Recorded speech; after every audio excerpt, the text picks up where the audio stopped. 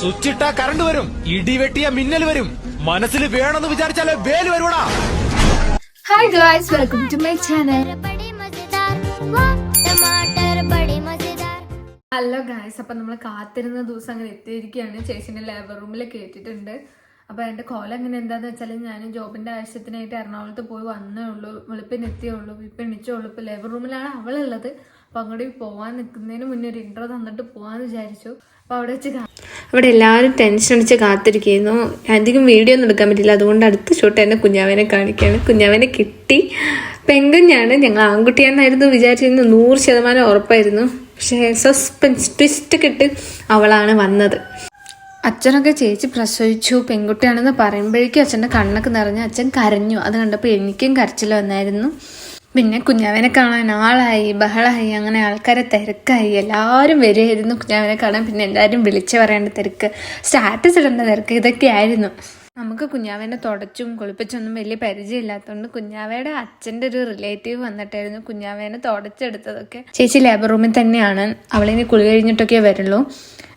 ശരിക്കും പറഞ്ഞാൽ ഈ ഹോസ്പിറ്റലിൽ ഞങ്ങൾ ആരും പോവില്ല ഇനി. കാരണം എന്താണെന്ന് വെച്ചാൽ അവർക്ക് ഡേറ്റ് ആയിട്ടില്ലായിരുന്നു, അവർക്ക് വേദന പോലും വന്നിട്ടില്ലായിരുന്നു. ജനുവരി 10 ഇവരെ ഡിസംബർ 23 നേരത്തെ വന്ന് കുത്തി വെച്ച് വേദന എടുപ്പിച്ച് ഉണ്ടാക്കിയതാണ്. അത് എന്തിനാന്ന് വെച്ചാൽ എനിക്കറിയില്ല, ക്രിസ്മസിൻ്റെ ലീവിന് വേണ്ടിയാണോ എന്നൊന്നും അറിയില്ല. എന്തായാലും ഇനി അങ്ങോട്ടാരും ഞങ്ങൾ പോവില്ല. ഒരു കാരണവും പറഞ്ഞിട്ടില്ല. എന്തെങ്കിലും കോംപ്ലിക്കേഷൻ ഉണ്ടാണെങ്കിലോ ഓക്കെ, അതൊന്നും ഒരു റീസണും പറയാതെയാണ് ചുമ്മാ വന്ന് അഡ്മിറ്റ് ആവാൻ പറഞ്ഞത്.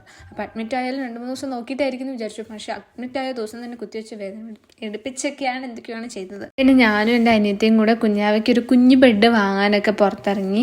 അങ്ങനെ കുഞ്ഞു ബെഡൊക്കെ നോക്കി. ആൺകുട്ടിയാന്ന് വിചാരിച്ചിരുന്നതുകൊണ്ട് ഞങ്ങൾ ബ്ലൂ തന്നെ എടുക്കാമെന്ന് വിചാരിച്ചു. പിന്നെ കാച്ചേച്ചിക്ക് കുളിക്കാനുള്ള ബക്കറ്റും കപ്പൊക്കെ കൊണ്ടുപോയി. പിന്നെ ഇവളീ കയ്യെ പിടിച്ചുകൊണ്ട് വരുന്നത് ട്യൂബ് ലൈറ്റ് ഒന്നുമല്ല, കുഞ്ഞുവാവയ്ക്കുള്ള ഒരു കുഞ്ഞു നെറ്റാണ്. പിന്നെ കാച്ചേച്ചി ലേബർ റൂമിൽ നിന്ന് ഇറങ്ങാൻ വൈകുന്നതുകൊണ്ട് ഞങ്ങൾ എന്തെങ്കിലും കഴിക്കാമെന്ന് വിചാരിച്ച് ഞാനും എൻ്റെ അനിയത്തിയും കൂടെ വന്നേക്കാണ്. അങ്ങനെ ഞങ്ങൾ ഷവർമ്മ കഴിക്കാൻ വന്ന് തിരിച്ചു പോയപ്പോഴേക്കും അവൾ റൂമിലെത്തി. അവൾക്ക് വിഷമമായിരുന്നു. ലേബർ റൂമിൽ നിന്ന് ഇറങ്ങുമ്പോൾ ഞങ്ങൾ ആരെയും കാണാത്തതുകൊണ്ട് ചെറിയ വിഷമം ഉണ്ടായിരുന്നു. പിന്നെ കുഴപ്പമില്ല, വേദനേൻ്റെ ഇതിൽ സ്റ്റിച്ചിട്ട വേദനേൻ്റെ ഇതിലൊക്കെ അവൾ ഇതൊന്നും ആലോചിച്ച് കൂടുതൽ വിഷമിക്കാനുള്ള മാനസികാവസ്ഥയിലായിരുന്നില്ല. പിന്നെ കുട്ടികൾക്കുള്ളതൊന്നും നേരത്തെ വാങ്ങി വെക്കരുതെന്നായിരുന്നു പറയുക. പക്ഷെ ഞങ്ങളെല്ലാം നേരത്തെ വാങ്ങി വെച്ചു. കാരണം എന്താണെന്ന് വെച്ചാൽ ഇനിയിപ്പോൾ ഈ തിരക്കിൻ്റെ ഇടയിൽ ഓടണ്ടേന്ന് വിചാരിച്ചിട്ടുണ്ട്. പക്ഷെ അത് നന്നായി നേരത്തെ വാങ്ങി വെക്കുന്നത് തന്നെ ആട്ടോ നല്ലത്.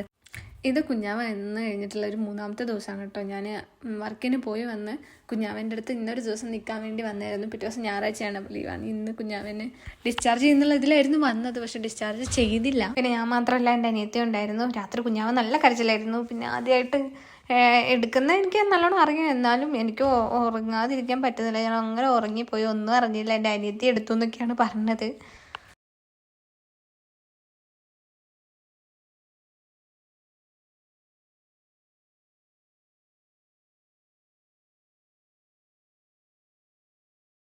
കുഞ്ഞമ്മ ഓൾസോ എത്തിയിട്ടുണ്ട്. ആക്കി പോവാൻ നിൽക്കാണ്. ഇത് കുഞ്ഞാവനെ ഡിസ്ചാർജ് ചെയ്യാൻ പോകുന്ന ദിവസമാണ്. ഞാൻ ജിമ്മിലോട്ട് പോയി ഡ്രസ്സ് മാറാൻ വേണ്ടി നിന്നപ്പോഴാണ് അറിയുന്നത് ഇന്ന് ഡിസ്ചാർജ് ആവും. നബി നീ വേഗം വാങ്ങ. അങ്ങനെ ഞാൻ അച്ഛൻ്റെ കൂടെ കയറി ഹോസ്പിറ്റലിലേക്ക് പോവുകയാണ്. ഈ ഫ്രണ്ടിൽ സ്കൂട്ടിയിലുള്ള ചേട്ടൻ കുടിച്ചിട്ടാണ് വണ്ടി ഓടിക്കുന്നത്. വണ്ടി ഓടിക്കാൻ പറ്റുന്നില്ല, അങ്ങോട്ടും ഇങ്ങോട്ടും പോയി ഭയങ്കര റിസ്കി ആയിട്ടായിരുന്നു വണ്ടി ഓടിച്ചുകൊണ്ടിരുന്നത്. അങ്ങനെ ഹോസ്പിറ്റലിലെത്തി. എല്ലാവരും കുഞ്ഞാവനൊക്കെ എടുത്ത് സെറ്റപ്പായി നിൽക്കുകയായിരുന്നു.